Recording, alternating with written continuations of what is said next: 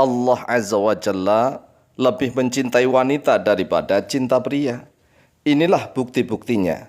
Assalamualaikum warahmatullahi wabarakatuh. Bismillah walhamdulillah wassalatu wassalamu ala rasulillah Sayyidina wa maulana Muhammadin ibni Abdillah wa ala alihi wa sahbihi wa mawalah wa la hawla wa la quwwata illa billah amma ba'd. Saudaraku kaum muslimin wal muslimat rahimakumullah. Wabil khusus saudara-saudara kami para pecinta dan subscriber channel YouTube Al-Mu'allim Center dimanapun berada. Yang tidak lupa dan tidak bosan-bosannya senantiasa kami doakan. Semoga Allah Azza wa Jalla memberikan kesehatan, sehat walafiat lahir dan batin. Semoga Allah Jalla Jalaluh memberikan rizki yang melimpah ruah, harta yang barokah. Menjadikan anak-anaknya anak-anak yang soleh dan solihah. Dzurriyyahnya dzurriyyah yang thayyibah. Hidupnya sukses, bahagia dan selamat di dunia dan di akhirat. Amin, amin, Allahumma amin. Saudaraku kaum muslimin wal muslimat rahimakumullah. Ketahuilah bahwa Allah Azza wa Jalla itu lebih mencintai hambanya yang bernama wanita daripada mencintai pria. Kok bisa? Allah lebih mencintai hambanya yang wanita daripada yang pria? Iya. Mari kita buktikan. Kita buktikan. Dalam kehidupan sehari-hari, Allah lebih mencintai wanita daripada pria. Berikut ini bukti-buktinya. Yang pertama, wanita dipercaya oleh Allah Azza wa Jalla menjadi ibu. Coba bayangkan. Wanita itu dipercaya oleh Allah menjadi ibu. Bukan pria, tetapi wanita. Sedangkan menjadi seorang ibu itu diangkat derajatnya 3 kali tingkat di atas pria. Ini adalah keutamaan dan keistimewaan para wanita.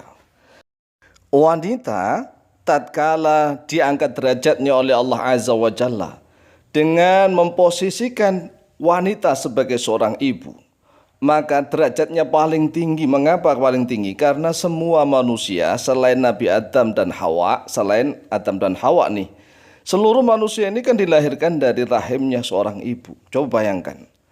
Manusia yang paling tinggi derajatnya di suatu bangsa dan negara, misalnya presiden, misalnya raja di raja, itu tetap lahir dari rahimnya seorang ibu. Coba dibayangkan, direnungkan.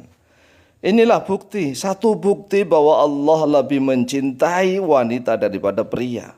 Wanita itu telah diangkat derajatnya oleh Allah, dimuliakan oleh Allah. Tetapi mengapa kadang-kadang wanita masih kurang terima, kurang sadar begitu. Bukti yang berikutnya nih, bukti yang kedua.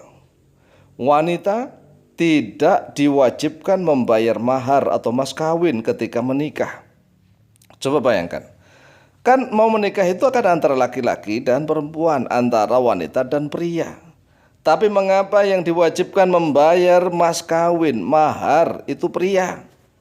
Padahal tatkala menikah, mohon maafkan, sama-sama enaknya, sama-sama enaknya ini. Padahal kadang-kadang kalau di akhir zaman malah lebih banyak nih. Yang ngebet itu, yang naksir itu wanitanya. Yang laki-lakinya nggak begitu. Tapi yang betul-betul menaksir, yang ngebet itu wanitanya. Tapi kenapa tatkala menikah justru yang disuruh membayar mas kawin, membayar mahar itu pria, tidak wanita. Ini juga bukti sebagai tanda bahwa Allah Azza wa Jalla lebih mencintai wanita daripada pria. Kemudian bukti berikutnya yang ketiga. Wanita tidak diwajibkan memberi nafkah lahir dan batin. Ketika sudah menikah nih, enggak diwajibkan. Walaupun dia tidur-tiduran di rumah, enak-enakan, itu dibiarkan oleh Allah. Beda dengan pria. Kalau sudah menjadi seorang suami nggak bisa hanya tidur-tiduran di rumah, kecuali kalau dia kaya raya. Jadi wanita tidak diwajibkan memberi nafkah lahir dan batin, makanan, minuman, pakaian dan tempat tinggal serta pendidikan. Semuanya Allah bebankan, wajibkan pada pria yang menjadi suami. Coba. Lah gini wanita masih kurang terima, kurang sadar.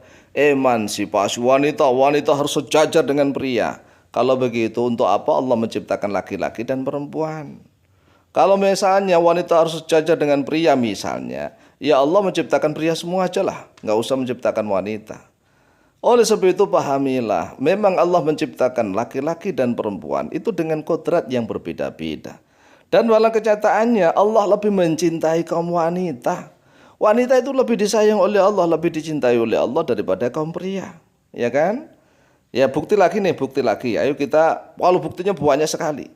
Ayo kita teliti nih bukti-buktinya. Ini bukti syariat loh ya, bukti syariat Islam. Dan sudah kita lihat dalam sehari-hari nih. Yang keempat nih, wanita diberi kenikmatan sebanyak 9 kali lipat. Jadi kenikmatan wanita itu sebanyak 9 kali lipat daripada kenikmatan pria ketika hubungan badan. Sehingga wanita mampu keluar berkali-kali. Lah kalau pria keluar sekali ya udah lemes lah. Ya lemes, makanya pria itu jangan keluar langsung gitu. Kalau pria misalnya nih baru nempel langsung keluar peltu, nempel langsung metu, ya udah lemes gak bisa lagi. Beda dengan wanita.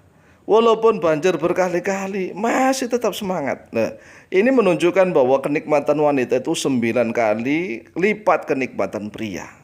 Beda dengan laki-laki. Makanya yang laki-laki harus kuat. Laki-laki itu kalau sudah keluar ya sudah lemas. Nanti kalau itu istirahat sebentar lah. Wudu gitu ya. Wudu, dicuci wudu. Baru strong lagi.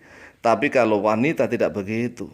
Walaupun berkali-kali itu Masya Allah bisa-bisa. Ini bukti-bukti bahwa Allah Azza wa Jalla lebih mencintai kaum wanita daripada pria.